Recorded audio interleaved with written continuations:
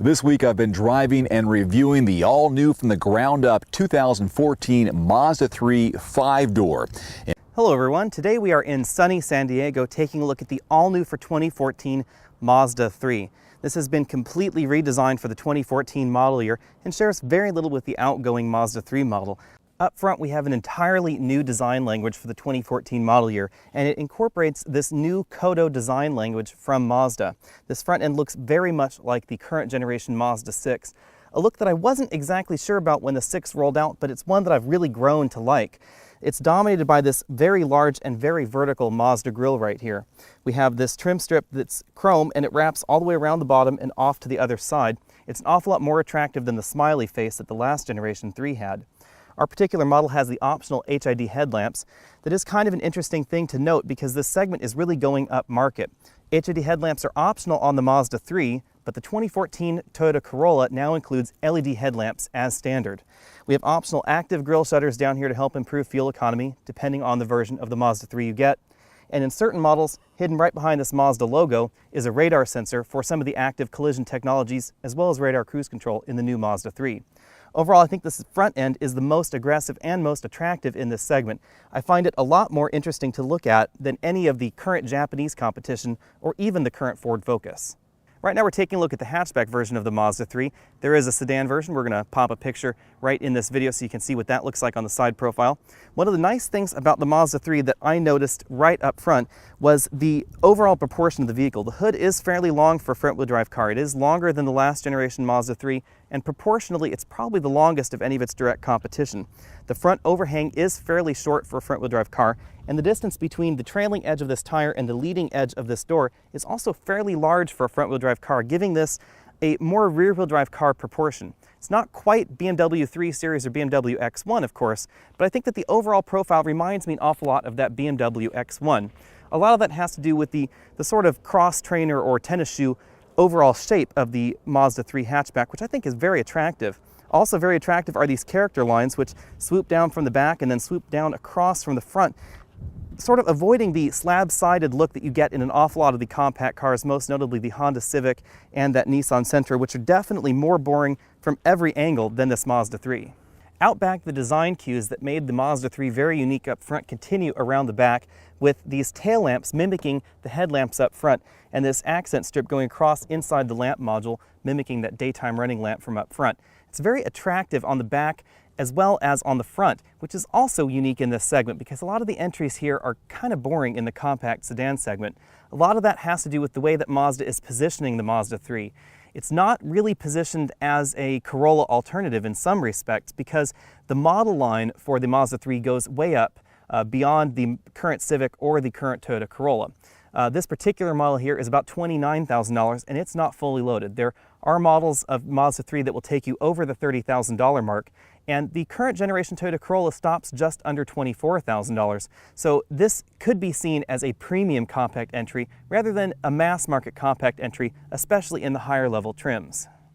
Because our Mazda 3 has the optional 2.5-liter engine, we have these dual exhaust tips out back. If you opted for the base 2-liter engine, you'd get hidden exhaust tips that would be located right under this bumper cover. For 2014, there are two different engine options. There's a 2-liter Skyactiv gasoline direct injection engine, produces 155 horsepower and 150 pound-feet of torque. That's mated to a standard 6-speed manual transmission or an optional 6-speed automatic. If you want to spend a little bit more cash, you can upgrade to the 2.5-liter Skyactiv direct injection engine, produces 184 horsepower and 185 pound-feet of torque.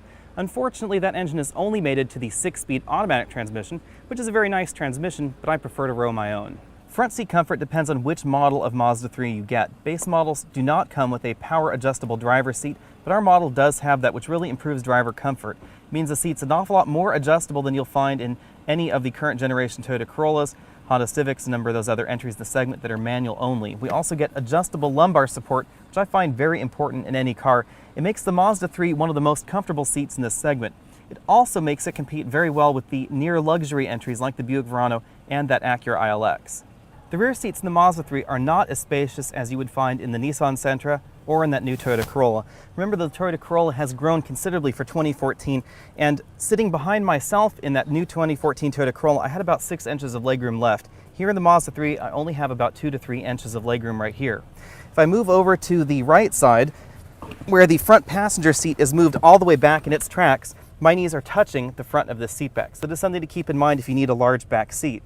Overall, seat comfort is very good. These seats are more softly padded than you'd find in that Toyota Corolla, so that is something to keep in mind. If I move over to the middle, it's obvious that the hump in this Mazda 3 is also more pronounced than you'd find in some of those other entries. That means that this middle passenger isn't going to be quite as comfortable. I do have a decent amount of headroom, even in our sunroof-equipped hatchback. The rear armrest in our Mazda 3 features 2 large cup holders, which are notably larger and easier to use than a number of the other competitors in this segment. We have rear seats that fold nearly completely flat with that hatchback load floor. We're going to take a look around the Mazda 3's cabin right now. We have the height adjustable seat belts over there, keeping in mind that we are in an almost top-of-the-line Mazda 3. Some of these options may not be available on the lower-end models. Right here we have the perforated leather seats. Leather seats are not optional in most versions of the Mazda 3. Only in the very top-end trim do you find real cow. The other versions all get a fake leather product.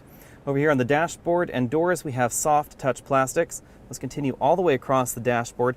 I find the shapes overall very pleasing in the Mazda 3. It's very harmonious when you compare it to something like the new Toyota Corolla or the new RAV4, which just have very discordant shapes going on with them. And I find the dashboard an awful lot better looking than what's in the current generation Honda Civic with that dual level dash.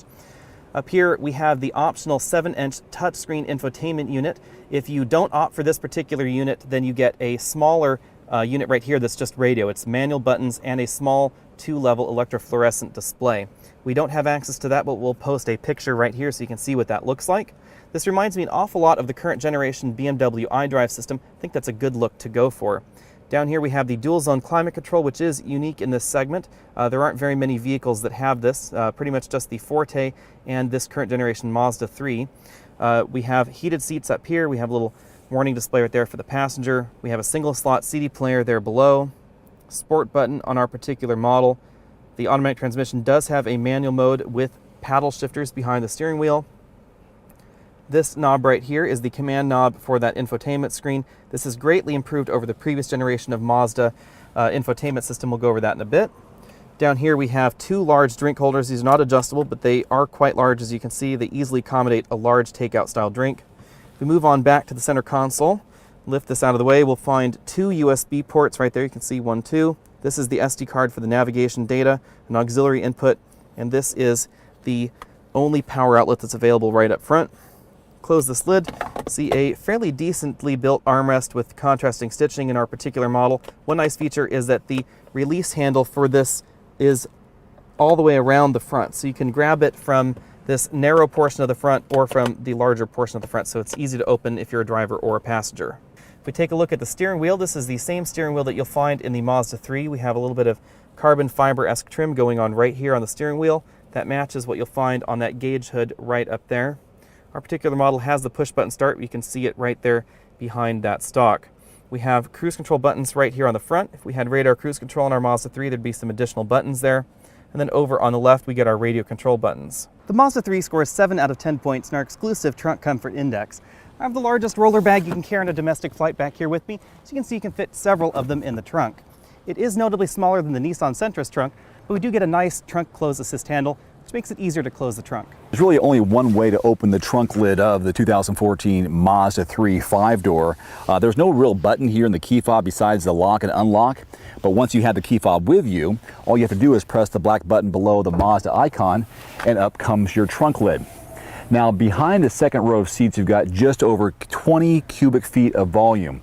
We'll show you what it looks like with my 30-gallon storage container if it fits, which it does, in just a moment. First, I'm going to take this off here and then show you what I have below the floorboard. Just below the floorboard, you have your spare tire and also some tools surrounding it inside a styrofoam kit there. So that's what it looks like below the floorboard. Now, I'm going to press the seats down, and once I do, which is pretty easy to do, you're going to have just over 47 cubic feet of volume, so tons of space back here. Let's get this 30-gallon storage bin and see how it fits. I'm going to tell you right now, it does fit with the second row of seats coming up, so no problem there closing the lid. But you know, you can slide it back here and get 1, 2, 3, 30-gallon storage bins back here, no problem. So just consider what kind of items that you want to go with, store with, travel with. There's going to be plenty of space back here. So even though this is considered a compact car, it's more like a wannabe mid-size vehicle when it comes to cargo volume. I'm very pleased with that.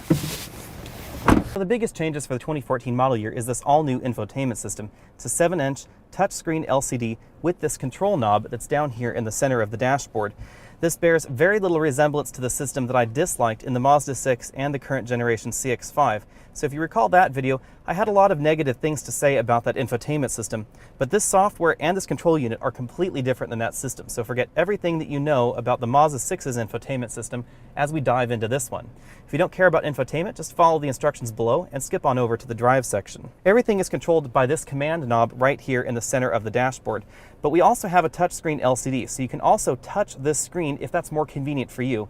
I really like that option. It's something that not very many manufacturers give you, and it's kind of hit and miss. Some of the GM vehicles do that, some of the Nissan and Infiniti products do it, but not all of them. I do like the ability to choose those options, whichever one is easier for you, because some people find the knob and joystick down here just a little bit more difficult to use. That home button takes you back to this screen. This is not a rotating option screen, so there's nothing off the screen that you can choose. Everything is right there. It's just those 5 options: applications, entertainment, communication, navigation, and settings. So we're going to go over these one by one. The apps option can be selected by that knob or again by just touching the screen, and this will give you your HD radio traffic map. This does not require a subscription. We don't have anything in our particular area. We have the fuel economy monitor, which will also give you information about your IE-loop system if your vehicle is so equipped. We have direct access to our other applications. We can hit over to the next screen using this system and see the fuel economy for this drive, as well as the average for this drive, and then right back to that same fuel economy screen. We can go back to the applications tab via that screen, go on to maintenance, see what needs to be maintained on the vehicle. There's also the ability to vehicle data transfer onto a USB stick so you can get that to your dealer or whoever else. We hit the home button, we'll go on to the entertainment system. That can also be accessed by this knob right here on the dash. That's a fixed knob right there. We have source over here, AM, FM, entertainment. It's all very logical and easy to use, especially if you use something like BMW's iDrive. We have AHA, Pandora, Stitcher radio, Bluetooth integration, dual USB ports right there in the center stack, CD player, and an auxiliary input as well. The joystick not only rotates and clicks to enter, but you can also go side to side to click back. If we go to the channel list, you'll see XM channels, very easy to use. Going back, we have our favorites, those are like presets. We have a scan mode, we have forward and backward, then we have our sound settings right over there. We do have the optional center point surround system in our particular tester. Hit back to that music note, we can change our audio source down to the Apple device that's connected so we can see what that takes a look like. And as you can see, this is considerably faster than previous generations of the system, most notably that Mazda 6, where if you plugged in a USB device, it could take up to 15 minutes before the car started playing. That doesn't happen with this system. The system caches all the information so it starts playing immediately on your device, and it will remember devices that have been plugged in the past. Back to the home button, we'll see the communication option is right there. Anytime you're in an option in the system where you don't have a device paired, it will prompt you if you'd like to pair a device. The pairing was very easy on our iPhone and iDevice, as well as Android devices that we tested with the system. It's a fairly standard phone interface over there. If we click on over to the nav system, we'll find a much improved nav interface versus the last generation product as well. As you can see, zooming in and out on this system is considerably faster than it was in the previous generation. Clicking the knob again, we can find the screen to enter a new destination. Over here we can find an address, navigate home, etc. We want to click that Find the Address button. We can start by entering one here. And this is where touching the screen is easier. So for instance, if we wanted to spell out a city here, Los Gatos right there, and we'll browse on down to Main Street. This is an area where this system surpasses anything currently out there on the market like iDrive that uses a command knob in this fashion, because entering an address is just far easier. Even in something like an Audi MMI system with that little finger scrolly thing, this works an awful lot better. You can just hit the Navigate to button, and navigation happens very quickly in this system compared to some of the others. We are navigating, more than 500 or 600 miles here, 480 miles there. So you can see how quickly that was to route to that address. Before we go out for a drive, let's take a look at the rubber. These are 215 45 R18 tires on, of course, 18-inch rims. These really help the Mazda 3 handle better than some of the competition that has higher profile rubber and narrower rubber. But it does mean that there's a little bit more cabin noise going on inside the Mazda 3 out on the highway, but we'll talk about that later. The Mazda 3 has long been known as the performance and handling alternative in the compact sedan segment, and that continues with the 2014 version. This sedan has electric power steering just like pretty much everybody else in this segment, but Mazda has done a few things to tweak the suspension in this car and make the electric power steering a little bit more engaging.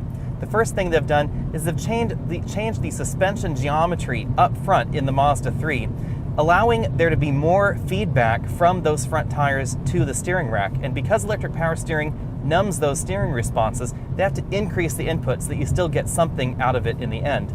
And the change really does make a difference in the 2014 model. Even though there is still a little bit of a numb feeling out on the roads, and it's still not as exciting as previous generations of Mazda 3 with hydraulic steering, it is more engaging than anybody else in this segment, and that includes the current generation Ford Focus. The ride in the Mazda 3 is a little bit stiffer than you'll find in the rest of the competition. That's simply a trade-off that needs to be made when it comes to performance and handling in a compact sedan. It's not rough, however, so don't think of the Mazda 3 as harsh. I would just describe it towards the firmer side of most sedans. Something that I would normally equate with performance luxury sedans like BMW or Audi or something along those lines in their relatively mass market models. All the transmissions are very nice to drive. I don't think that the 6-speed manual is quite as accurate or quite as precise as Honda's 6-speed manual in the Honda Civic Si, but that's really high praise for any sedan. The Civic Si just has a very nice feeling transmission. I would rank that above quite a number of rear-wheel drive transmissions, to be honest. Honda just has a very nice unit and very nice clutch feel, but the Mazda 3 is a very close second. The 6-speed automatic transmission is essentially the same unit that's found in the Mazda 6 and has a very nice feel to it as well. Part of Skyactiv's design, and that's their efficiency technology built into the Mazda 3 and the Mazda 6, is a transmission that uses the torque converter lockup feature quite frequently. So unlike most transmissions, which spend maybe 40 to 50% of their time in torque converter lockup, the transmission in the Mazda 6 and Mazda 3 will spend 80% or more time in lockup mode, which makes the transmission feel more like a dual clutch or a manual transmission than you'd find in most normal automatics. That's most obvious when you're going downhill and you need engine braking, because that torque converter is still locked up, so there's a direct mechanical connection between the wheels and the engine rather than going through that fluid converter. That makes the transmission and the engine feel much more connected. It makes the shifts feel a little bit firmer than you'd find in some of the other transmissions, and overall just a little bit more engaging. As a result of that transmission design, fuel economy is also greatly improved. The 2-liter version of the Mazda 3 with the automatic transmission will get 41 miles per gallon on the highway, and that is a very high number. The average of the Mazda 3 sedans with the 2-liter engine is also right there among the top CVT competitors like the all-new Toyota Corolla as well as the Nissan Sentra. All of the other automatic transmission models in this compact sedan segment are all just a little bit below those 3 vehicles, which are almost tied with one another at the top end of the fuel economy market. That's really a big improvement over the previous generation Mazda 3, and it really is saying something about the Skyactiv technology in general and its ability to improve performance as well as reduce fuel consumption. In terms of absolute performance numbers, we scored 7.6 seconds from 0 to 60 in this 2.5-liter equipped Mazda 3 hatchback with the automatic transmission. If you're in the sedan, we expect that time to be just a little bit shorter because the sedan is a hair lighter. If you're in the 2-liter version of the Mazda 3 sedan or hatchback, we expect that time to be about a second longer just because that engine isn't quite as powerful. One thing to note is that those times are considerably shorter than the competition, most notably the Toyota Corolla or the Honda Civic. If you're in the top-level Kia Forte, the performance is relatively similar. And if you're comparing this to something like a Buick Verano or an Acura ILX at the very top end, performance isn't that far off the Acura ILX with the 2.5-liter engine in this Mazda and the 2.4-liter engine in that Acura, but the Buick Verano is going to be considerably faster with that 2-liter turbo. When it comes to road noise, the Mazda 3 scores a little bit better than the outgoing model. We ranked 73 decibels in our test at 50 miles an hour on an asphalt road surface. That is just a little bit louder than the Acura ILX or the current generation Honda Civic. It's about the same as the current 2014 Toyota Corolla. Of course, the differences between most of the entries in this segment are about 3 to 4 decibels, and that's really a very small difference between vehicles, so that is something to keep in mind. They're all fairly similar when it comes to road noise. The Mazda 3 is just a little bit higher than some of the others because of the size of the tires, 215 with rubber on this particular vehicle. The number of the other vehicles we've tested in this segment had smaller rubber. I think the biggest thing that stands out is how comfortable these seats are. They're a bit bolstered, so there's a sportiness to them, but they're firm enough and have a good mix of comfort to where the driving experience is very good, both in the driver's seat as well as the back, as I'll show you a little bit later. The instrument cluster here in front of me is very simple and leaves much to be desired, I must say. There's only 3 areas of information. You got your RPMs here on the left-hand side, your miles per hour in the middle, and also your fuel economy numbers here on the right-hand side. And I think it's a little bit too simple. As simple as the instrument cluster is, I really do like how the steering wheel and steering column flows nicely into the dash. There's 2 safety features I really appreciate. Number 1 is the blind spot monitoring, where you have a pair of vehicles illuminate in the side mirror, which is nice when a car enters your blind spot. The second is a rear cross traffic alert. This is very helpful when backing up. You know, the rear view camera is good as it is, but when this alert goes off when a car enters that area, it's extra helpful, and it has saved me on more than one occasion. Mentioned earlier, I drove from Spokane, Washington to Seattle and back, so now I have about 630 miles on my tester this week. A majority of that, of course, has been on the highway. Nonetheless, I've been averaging about 33 miles per gallon in mixed driving, which I thought would be higher considering 90% of my driving has been on the highway. So take that into account when you're considering this Mazda 3 5-door.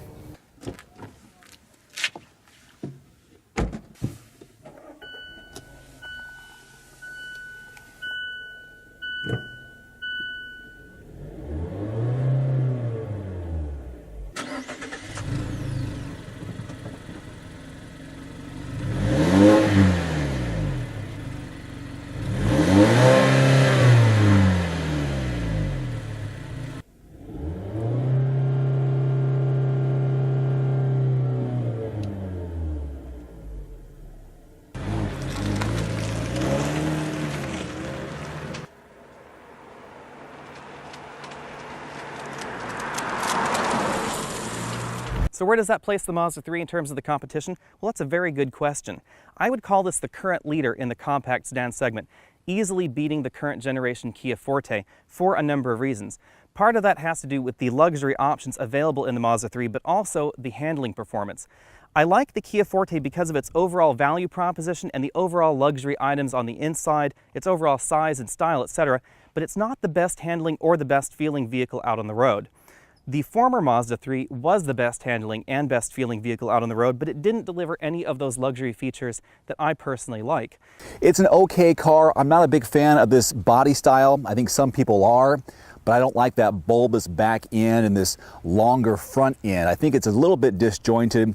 I think they're trying to cram 2 cars into one. Not a big fan of that 7-inch multi-informational display that's popped up on the dash like a mini iPad. That kind of bugs me a little bit. I think ride and handling has been a nice surprise, especially on the highway. Overall, I think I give it a 6 out of 10. I was a little bit surprised on the miles per gallon average in mixed driving, considering that they say it gets up to 40 on the highway, and I averaged 33 or so in mixed driving, with a majority of that on the highway. So a 6 out of 10 for the 2014 Mazda 3 5-door Grand Touring model.